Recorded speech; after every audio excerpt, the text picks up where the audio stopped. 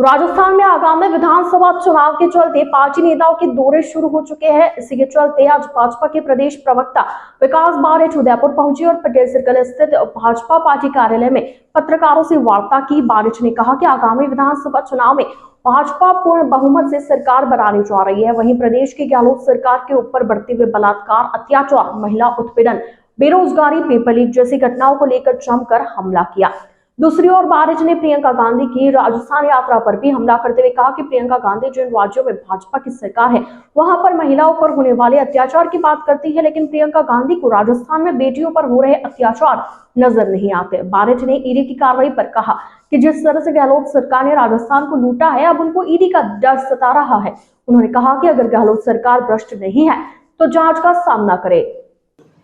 यहाँ कार्यशाला आयोजित की गई और मैं साथ ही साथ आपको बताना चाहता हूँ कि राजस्थान में युवाओं के अधिकार के पेपर लीक करने वाले 17 से ज़्यादा 70 लाख युवाओं के परिवार को अंधेरे की तरफ धकेलने वाले 35,000 महिलाओं के ऊपर दुराचार के मुकदमे दर्ज जिसके कार्यकाल में हुए, राजस्थान को भारत में महिला शोषण और बलात्कार में शीर्ष स्थान पर पहुंचाने वाले,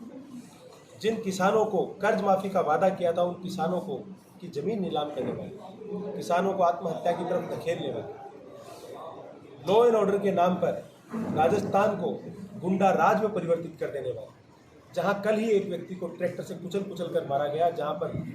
कल ही जो है एक साधु की निर्मम हत्या कर दी गई। ऐसी ये नाकारा और निकम्मी कांग्रेस की अहंकारी सरकार जो है वो गिनती के 1 महीने से भी कम समय में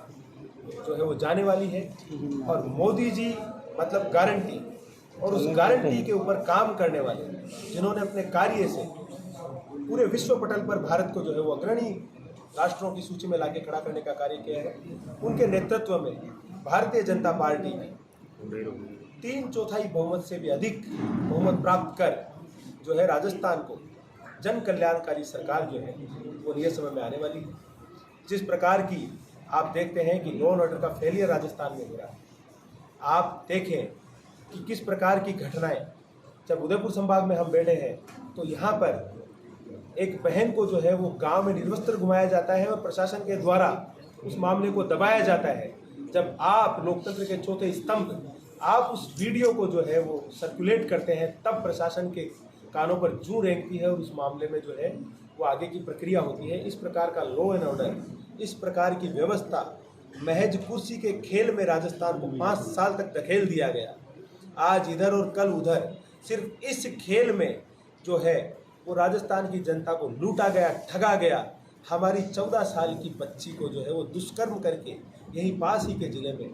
भट्टी में जिंदा जला दिया गया। और ऐसी घटनाओं को गांव-गांव ढाणी तक जिस सरकार के कार्यकाल में पहुंचाने का काम किया, आप सबके माध्यम से मैं बताना चाहता हूं कि अब महज गिनती के दिन बचे हैं इस सरकार के जाने में। और राजस्थान की जनता ने ये तय कर लिया है कि राजस्थान की जनता के हितों के लिए, उनके लोक कल्याण के लिए भारतीय जनता पार्टी की सरकार वो बनाने जा रहे हैं। और इसी के क्रम में